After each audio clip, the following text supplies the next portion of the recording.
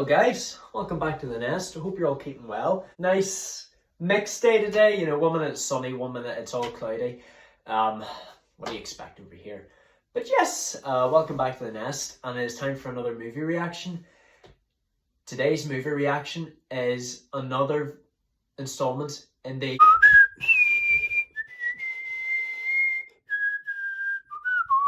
James Bond franchise. The name of this movie is The Man with the Golden Gun. I just love how they never just call it like James Bond. What number of James Bond film is this? Like 8, 9? Let me know. No, wait. No, I think it's number 8. No, it's number 9. Just let me know, guys. I mean, there's so many James Bond films that, you know, it's just hard to keep up of track what number is what. Yeah, I gotta say I did enjoy this one. You know, I've gotten used to, even though it's only the second film I've seen him portray him, I've really gotten used to Roger Moore playing James Bond. The film begins on an unknown island. I gotta say it, you must be living the dream if you're living on a big island with nobody to bother you, just somehow making money. I don't know how you'd make money if you're living on your own island. You've got servants there for you. It is owned by the villain of this movie, named Francisco Scaramanga. Now, the guy who plays him, I've been told to keep an eye out for him because he is going to be a major star in the upcoming movies that I got, and apparently this is what else he got known for. It's a man named Christopher Lee. Now, he was already famous for playing Dracula in like the 1950s and all. You know, this is him playing like a different complex villain. Nobody really knows much about Francisco Scaramanga. The only feature that anyone knows about him is that he has a third nipple. Believe it or not, guys, that's actually that some people actually do have an extra nipple, or even more. Like, they're mistaken for moles, but science has proven that they're actually different nipples. And the thing about Francisco Scaramanga is that he is the kind of hitman who will literally pay $1 million just to kill someone. You know what I mean? And whenever the guy comes back, you know, this man is on his way to kill Scaramanga in the beginning, but in his lair, he has a fun house. Just imagine having your own fun house that you would use to lure your victims in and kill them.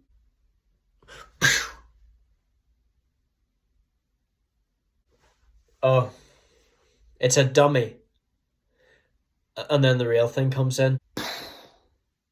Scaramanga has one of the coolest guns I've ever seen, and hence the name, The Man with the Golden Gun. But it turns out his main target is none other than Agent 007, James Bond. We can do so much better. Theme song begins. The theme song is sung by Lulu. I don't really know who she is, but I think I heard she was like a big star or something. I don't know who Lulu is. But I have to say, magnificent voice. And this is actually probably one of the best theme songs out of a James Bond film I've ever heard. Like, it's just so much guitar used, you know, like, obviously rock was a big fad back in the 1970s. And, you know, it makes its audience aware of that. You know, they're aware of what the audience are looking for. And I just love Lulu's vocal range. The man with the golden gun. I do have to say, I didn't really enjoy M's attitude in this movie. I feel like he was a lot more strict with Bond than he usually is. I'm relieving you of your assignment, 007. And of course, the secretary, Miss Moneypenny, you know, she has managed to give Bond some information about Scaramanga's whereabouts in Beirut in Lebanon. You're even better than a computer, Miss Moneypenny. But the thing I want to know is, why didn't Scaramanga confirm the killer? Because the bullet was sent back. So yeah, it hasn't been Scaramanga who has sent this bullet. So Bond travels all the way to Beirut and he comes across a belly dancer. I wonder, am I going to have to count the number of women Bond seduces in this movie? And most of the time he's seducing them just for, you know, a majority of them he seduces them for information about his target. But there always is one girl that he has full interest in. You know, while he's kissing the belly dancer, a group of hitmen come in and they start beating the hell out of him. Luckily, he manages to fight him off with a bottle of deodorant. Luckily for the belly dancer, while he was kissing her and whenever the hitmen come in, he has swallowed her belly button piercing, which she calls her lucky charm. Where's my lucky charm? It'll always be with me from where I'm standing. In order to actually get proper information about what Scaramanga actually looks like, because like I said, the only thing anyone really knows about him is that he has a third nipple, and he confronts his mistress, Miss Anders, but she's already in the shower waiting for him with a pistol. And I have to say, I think this is actually the first time that Bond has used violence to a woman in order to get information about the killer. But I might be wrong. Like, do let me know in the comments, guys. Like, I do know, like, James Bond, he's interrogated so many people. Well, I think this is the first time Roger Moore's Bond has used violence on a girl. Like, all he does is just pin her arm to her back until it actually breaks. Well, he doesn't actually break it. It's just so we can get information. And she basically tells him that he is usually seen wearing a white linen suit and a large amount of jewellery, all golden. And then he arrives at the club, the Bottoms Up Club, but a scientist who's in charge of the Solex Agitator. Now, the Solex Agitator is like the main device out of the film. I do know that there was, the previous year, there was like an oil crisis going on, but at the time of this movie being released, it was still going on in Britain, and the Solex Agitator is using the sun to prevent any more energy shortages. As of this point, we don't know what it looks like, but you'll find out soon enough. I'll tell you what it's like. But the scientist unfortunately gets killed by Scaramanga, intended for Bond. Honest to God, I actually thought Bond was going to be arrested, but the cop, as we put it, Hip, takes him away to this harbour, and the ship that is half sunken in the harbour is run by M. So it turns out that this Hip guy's running about with M, and he needs to go to the house of a guy named High Fat, who hopefully has some information about Scaramanga in order to get the Solex Agitator. He lives in a mountainside in a house, and I have to say it is a great mountain view. In order to get in there, he just walks in and he's already placed like a fake nipple on him in order to disguise himself as Scaramanga. Hello, what's your name? Chewie! High Fat has arrived and he instantly thinks that Bond is Scaramanga, all because he has the fake nipple on him. So what? Does that mean anyone you meet with an extra nipple is Francisco Scaramanga? You can just imagine me going to the beach and some people recognise me. You know, some people think I'm Scaramanga. Let's see how that goes, to be honest. Hey! How's it going, Mr. Scaramanga? What are you talking about? Like, I'm Jack Brannigan, I'm the Nest of the Raven. Do you know who I am? Oh, sorry, I just thought you were him because of the... you know. We'll never know for sure, guys. What Bond doesn't know is that Scaramanga is already a host at Mr. Fat's house.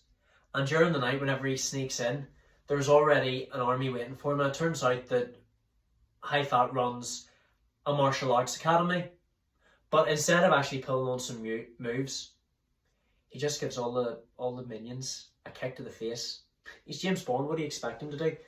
If he wants to get out of there alive, that's what he must do. What?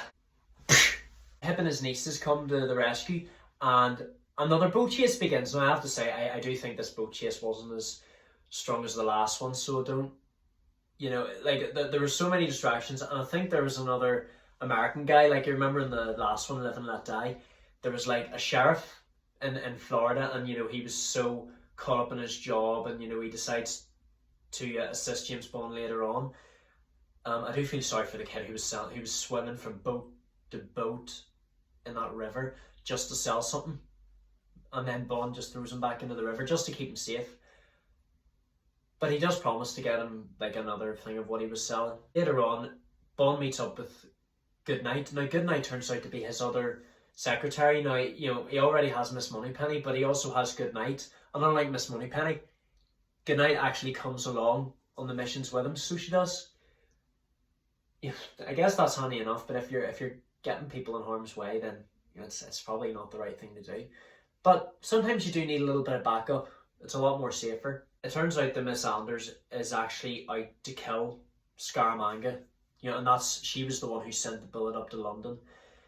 And she's going to try everything in her power to get the agitator to Bond as soon as she can.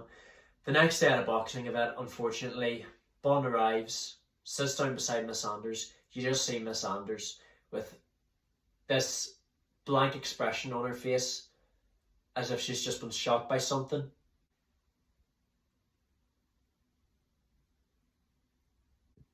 Did you get it?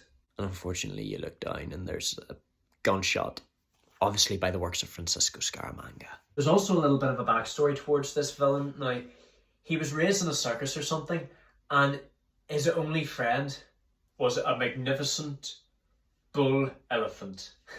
Just imagine, like, you can't even keep animals like that. Like, no matter how fully domesticated an animal is, even if it's rescued, you can't fully trust them because they're still wild animals. You can take them out of the wild, but you can't take the wild out of them. And because of so much mistreatment, of course, the elephant went absolute berserk. I wonder imagine if, he still kept the elephant. But the elephant's probably long dead now, because like he said, this is whenever he was a boy. Unfortunately, while Goodnight takes the Solex Agitator, she places a tracking device in the boot of Scaramanga's car, and he kidnaps her and the agitator, and hence another car chase begins. I do have to say, Scaramanga's butler, Knick-Knack, this dwarf Frenchman really, really cracks me up, so he does. Because during the car chase, he just gives him a wave, so he does. I must say, that was so patronising. However, Mr. Bond, you'll never take the girl. I have to say, I really enjoy the sheriff in this one as well. He's willing to go on a fast, high-speed car chase, but he's not willing to take part in a big stunt. You're not thinking, I sure am, boy. At least during a mission, a really important mission, Bond knows how to have a good time. But they're too late to catch up with Scaramanga. He manages to get inside this plane, and he's placed the car in it as well. Goodnight tries to make a run for it, but as soon as she opens the boot, she instantly regrets her decision because she is this close to jumping out of a flying plane, and then splat, dead. I actually don't think the agitator would survive that either. Luckily, Goodnight is very lucky that she's placed the tracking device because it has located her whereabouts on a string of islands off the coast of China. And whenever he gets there, Scaramanga introduces Bond to, his whole warehouse and shows him what the Solex Agitator really does. It's just imagine a magnifying glass. You're pointing it at the sun. Like, you guys know, you point a magnifying glass at the sun, you try pointing at someone, it burns like hell, so it does. You can actually set things on fire bad. But just imagine that, only 50 times worse. You've got the full power of the sun, and I just don't... Devices like this confuse me. How is that meant to prevent any future energy crises? But I guess whatever floats your boat, if you know how to do it, then it can work, I guess. None of us want to have energy problems, but if it means you have to use your life to kill anyone who gets in your way, like you saw Scaramanga already killed Mr. Fat, so he did. He shot him with his golden gun. I gotta say it, I just love the golden gun. And I'm so disappointed that Q didn't give Bond any gadgets for this movie, so he's just stuck with an ordinary pistol, so he is. Oh my god. But anyway, he has killed Mr. Fat just because he wants to take full control of his empire and full control of the Solex. I'm afraid Mr. Fat has resigned. Finally, the film's climax reaches the point where Bond takes place in the confrontation with Scaramanga. I gotta say that I just love whenever the protagonist confronts the antagonist and you just see Scaramanga sitting there. I want to create an indisputable masterpiece. You and me, a jewel among titans. In the climax, I just get absolute Dulles trilogy vibes. It ends with a big duel between Bond and Scaramanga, but unfortunately nobody gets shot. Bond just escapes to the funhouse. Knick-Knack, plays tricks on his mind, and this time Bond is able to outwit Scaramanga by posing as one of his mannequins, he just stands completely still. Where are you, Bond?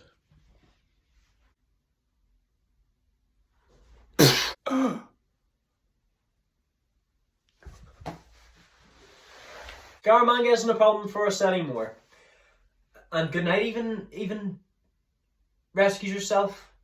You know, she reunites with Bond, and you know, this is after she actually shows that she's worthy. You know, she manages to take out the security guy, and unfortunately that manages to set off a chain reaction, because his dead body falls into this like vat of chemicals or whatever it is, and that just sets off a chain reaction. The whole warehouse is going to blow up. It's going to set off the Solex Agitator again. But I do have to say, you know, Goodnight proved herself worthy. I laid him out in the cold. There's more to you than meets the eye, Goodnight. Bond tries his hardest to turn off the Solex Agitator. He's absolutely no idea how to do it. But I can't remember what Goodnight actually did in order to stop the sun from activating it, because he did tell her how to do something. Just push every damn button you see! Well, after the agitator gets destroyed, they manage to escape on like this big ship. How does Scaramanga, like, this guy literally pays millions of pounds, millions of dollars for people to kill others, and he's spending on like a big ship, a private island, and a fun house. I'd love to have a nice fun house, actually.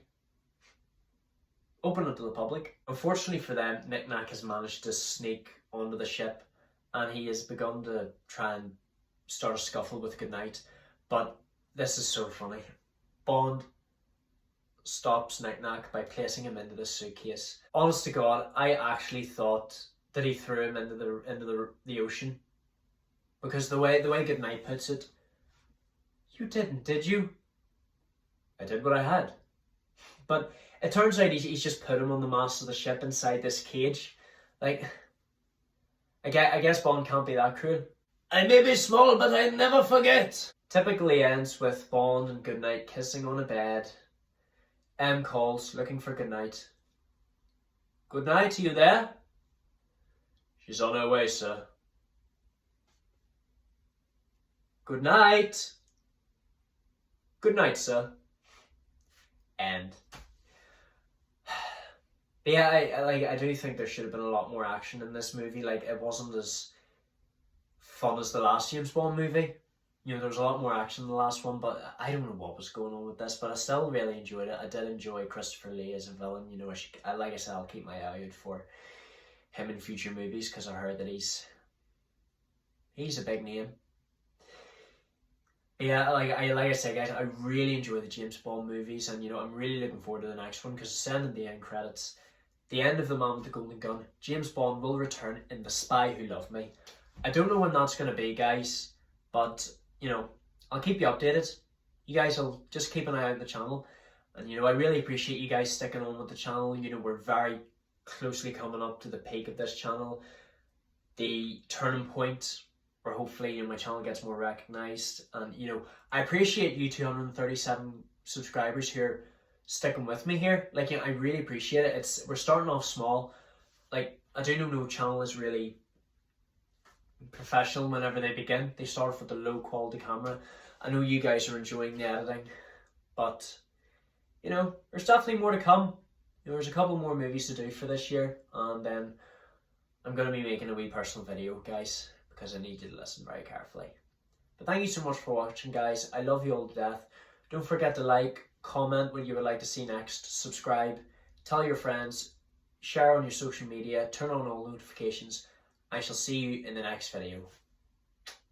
Love you all to death.